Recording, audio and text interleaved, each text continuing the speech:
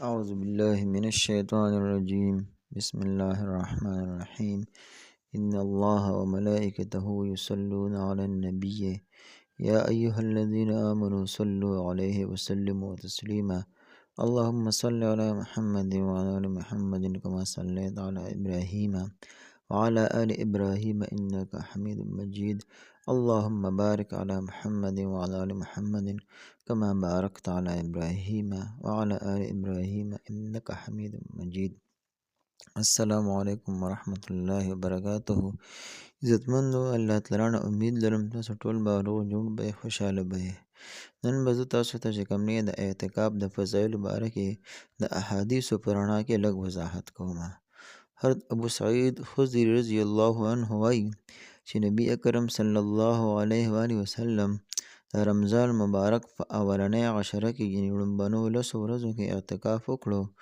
بیا یې په دویمه عشره کې هم بیا یې د ترکي خیمې نه کومه چې اعتکاف کولو سره بهر راوښکلو ارشاد یې وفرمایو چې ما د اولنۍ عشرې اعتکاف د شب قدر تلاش او اهتمام د کوله کړی و.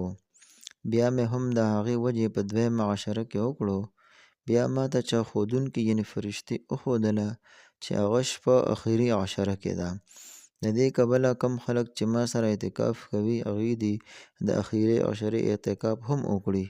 ما ته دا شپه ښودل شوې وه بیا رانه هېره کړې شوه.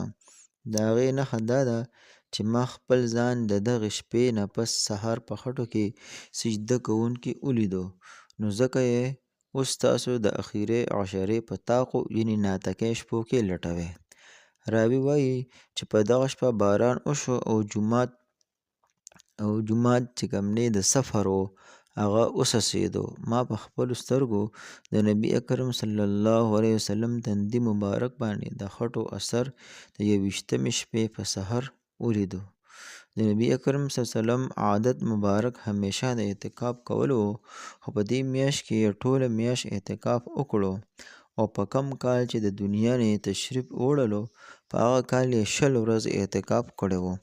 خو اکثر عادت شریفه یې په اخري عشره کې د اعتکاف پاتې شوی دی. نو ځکه د عالمانو په نزد سنت مؤکده هم دا دی.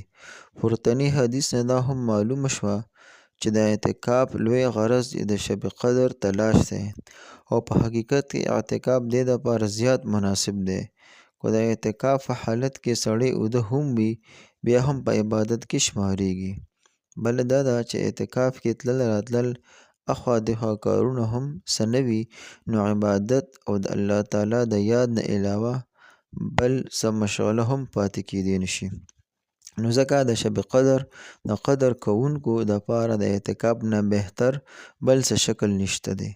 نبی اکرم صلی الله علیه وسلم اول خو به ټول رمضان مبارک کې د عبادت ډیر زیات اهتمام او کثرت کولو خو په اخري عشره کې به یې څه حد نه و. پخپله به ټوله شپه ویښ و او د کور خلکو د ویښولو به یې هم اهتمام کولو لکه څنګه چې د صحیحینو د ګڼو روایتونو نه معلومیږي.